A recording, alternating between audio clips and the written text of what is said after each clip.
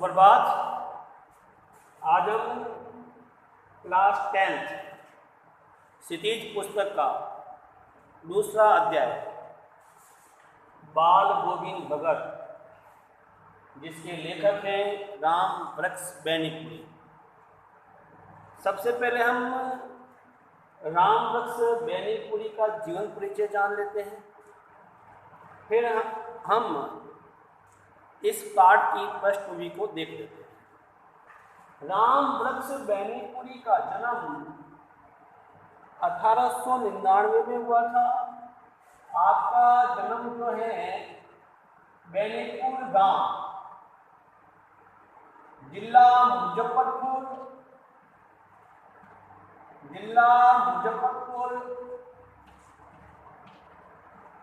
बिहार में हुआ था। यानी बिहार के मुजफ्फरपुर डिस्ट्रिक्ट में बैनीपुर गांव है, वहाँ आपका जन्म हुआ था।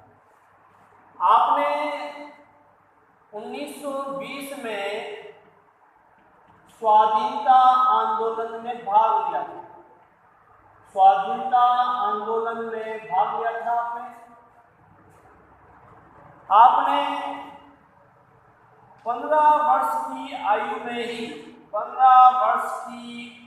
में ही पत्र पत्रिकाओं का प्रकाशन किया था और 15 वर्ष की आयु में आपने बहुत सारी पत्र पत्रिकाएं लिखी थी।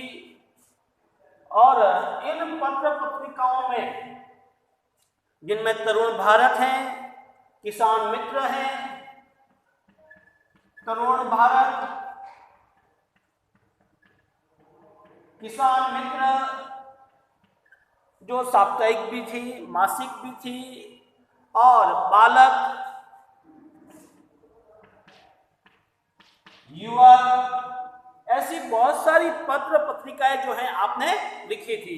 योगी है, ऐसी बहुत सारी आपने लिखी थी। और आपका पूरा साहित्य जो है 8 यानी बैनीपुर रचनावली आपका एक है, जिसमें बैनीपुर रचनावली के 8 भागों में, यानी कि इसके 8 खंड प्रकाशित हो चुके हैं। और इन 8 खंडों में आपका पूरा साहित्य जो है हमको मिलता है। आपने जो उपन्यास लिखा था, उस उपन्यास का नाम पतितों के देश में। उपन्यास का नाम पतितों के देश में। आपने एक कहानी लिखी है जिसका नाम है चिता के फूल। कहानी का नाम है चिता के फूल, यानी कि आपका उपन्यास पतितों के देश में, कहानी जो है चिता के फूल। आपका नाटक भी है एक, जिसका नाम है अम्रपाली।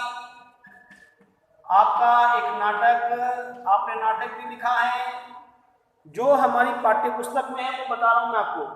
नाटक जो है अम्रपाली, एक रेखा चित्र माटी की मूर्तें। आपने रेखा चित्र माटी की मूर्तें ये भी लिखा है आपने यात्रा वृत्तांत पैरों में पंख बांधकर, आपका एक यात्रा वृत्तांत पैरों में पंख बांधकर, ये आपका यात्रा वृत्तांत है। संस्मरण लिखा है आपने जंजीरें और दीवारें। आपका एक संस्मरण है जंजीरें और दीवारें। और आपको कलम का जादूगर भी कहा जाता है। आपको कलम का जादूगर भी कहा जाता है। इस तरह से ये राम वृक्ष बैनीपुरी का जीवन परिचय है।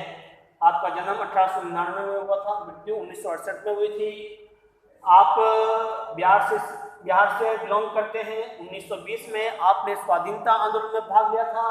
आपने मासिक, साप्ताहिक, पत्रिकाएं लिखी हैं, उन पत्रिकाओं में जो नाम है तरुण है, भारत है, किसान मित्र है, बालक है, युवक है, योगी है, जनता है, आपने जनवाणी है, बहुत सारी पत्र पत्रिकाएं लिखी हैं आपने।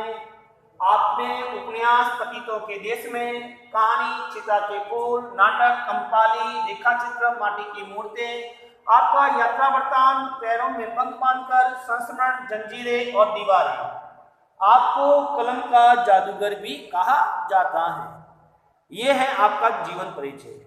अब हम इस पाठ की जो पृष्ठभूमि है उसको समझ लेते हैं कि इस पाठ में क्या दे रखा है।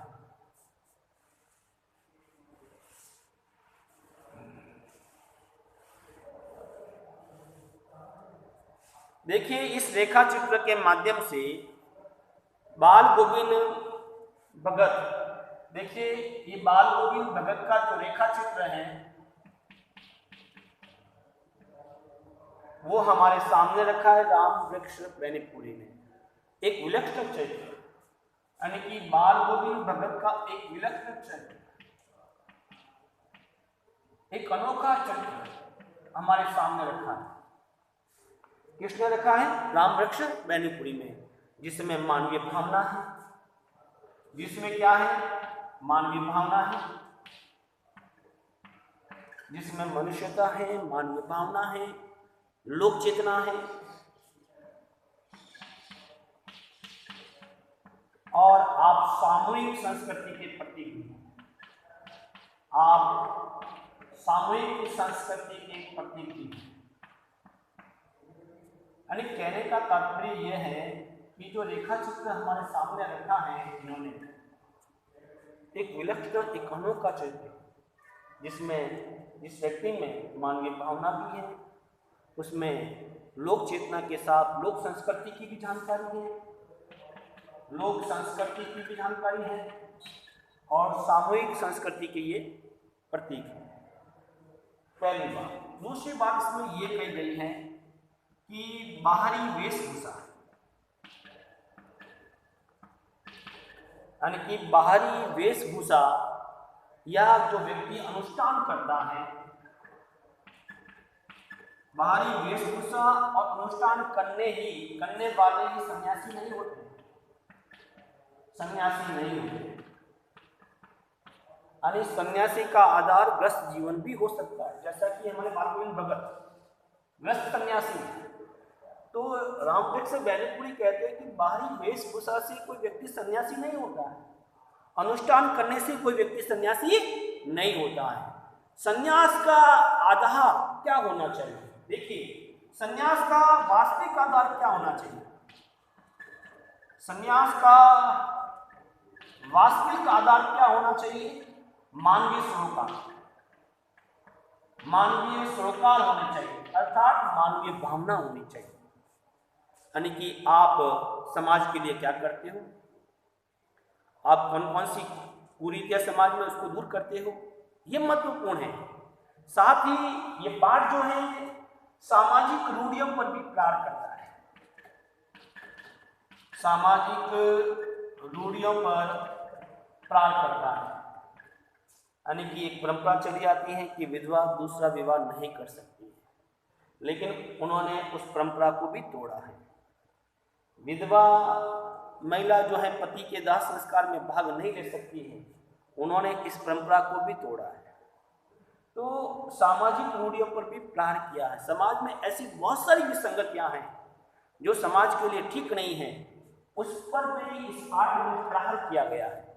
यही नहीं, इस अध्याय के माध्यम से, यानी बाल गोविंद भगत के माध्यम से, बाल गोविंद भगत अध्याय के माध्यम से लेखक ने ग्रामीण जीवन की सजीव जाति, ग्रामीण जीवन की सजीव जाति हमारे सामने रखी है।